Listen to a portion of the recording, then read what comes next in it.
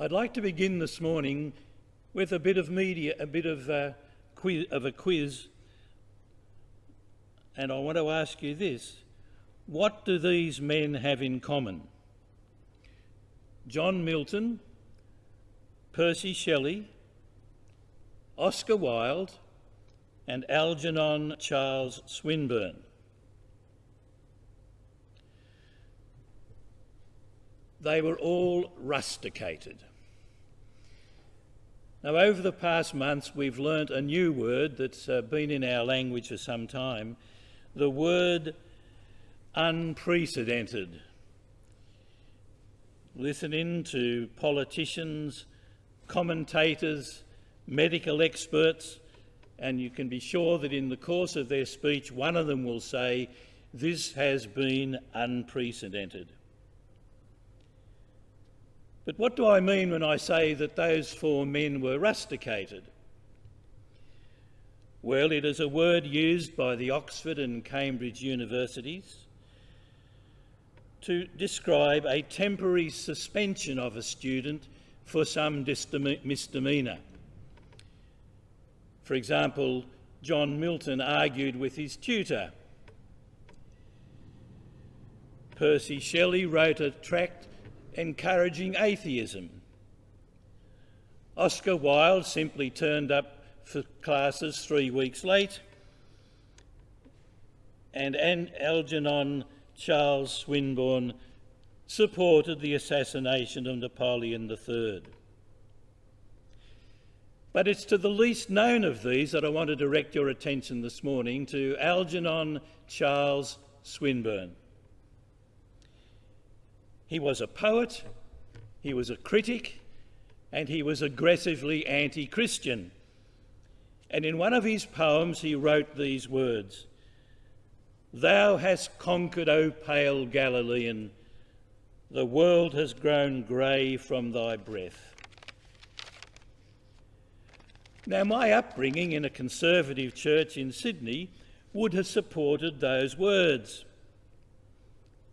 The Christian life was about restrictions, about barbed wire fences and endless notices telling you to keep off the grass. They would have agreed with the woman who said to her son, "Go and see what your brother is doing and tell him to stop it." And so I was brought up in an area where there was no drinking, no smoking, no dancing, no pictures, no Sunday sport, and of course, no makeup. It's interesting that when Jesus spoke about the ministry of John the Baptist, he said it was like children playing at funerals, whereas his ministry was like children playing at weddings.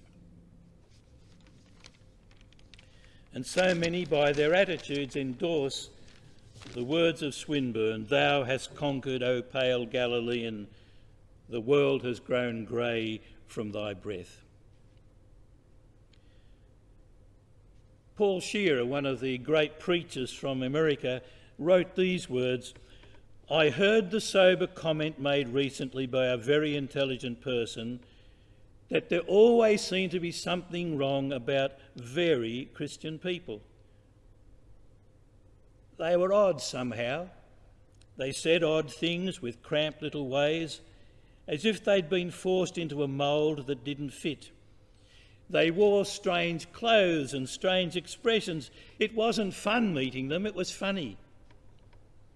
And then he comments, "Maybe, but that isn't what Christianity has done to them.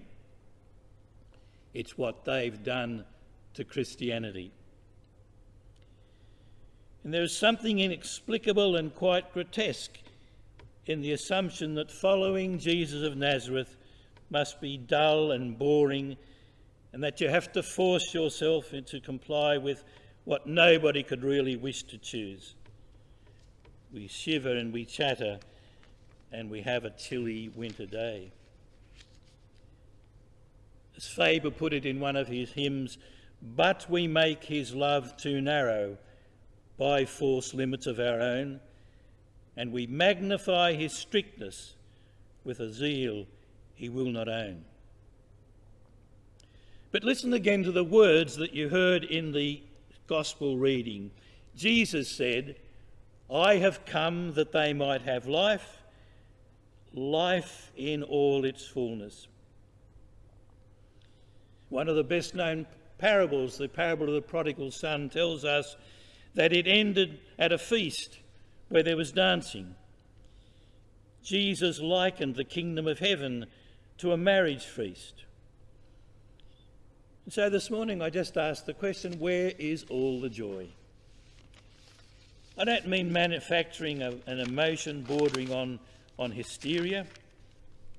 In fact, just recently I was browsing on my television set and I came across two particular services. One was from a church and one was from a rock concert. And I defy anyone to say which was which, because there didn't seem to be any difference in the way that the church and the rock concert were celebrating.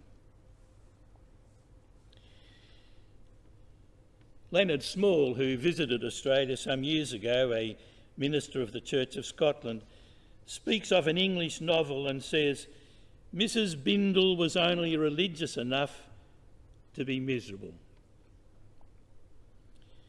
We have been guilty sometimes of that worst of all spoonerisms. We have substituted tearful chidings for cheerful tidings. And the message of Jesus, which is really the gospel and which means good news, is glad tidings of great joy. "I have come," said Jesus, "that they may have life, life in all its fullness." Now, the recurring theme of the fourth gospel is that word life. God loved the world so much that he gave his only Son, that whoever believes in him may not die but have eternal life. Anyone who gives heed to what I say and trusts the one who sent me has eternal life. This is eternal life, to know the only true God and Jesus Christ, whom you have sent. And at the end of that gospel, the writer says, "The reason I've written this is that you may believe that Jesus is the Christ, the Son of God, and that through that faith you may have eternal life." Now, if you've been listening carefully, you'd have picked up on those two words, eternal life. Now, the writer's not talking about what people have called pie in the sky when you die. He's talking about the richest gift that Jesus gives us, life with God now. And the true measure of life is not quantity, but quality. Paul Hoon, an American theologian, says, "The length of years is not life, so to speak of long and short lives is false. One might rather speak of large and small lives, poor and rich lives, empty and full lives. Our need is to add life to our years, not years to our lives." And his last comment is particularly apt today when we think of lockdown. Millions of people, it has been said, long for immortality and do not know what to do with themselves on a rainy afternoon. "I have come that they may have life, life in all its fullness." We ought to have it. We can have it. And unfortunately, too many have only a thin-blooded, anemic type of Christianity. We can know the splendour of its adventure and the exciting possibilities of fullness of life as we follow the way of him who said, "I have come that they may have life and have it more abundantly." Amen.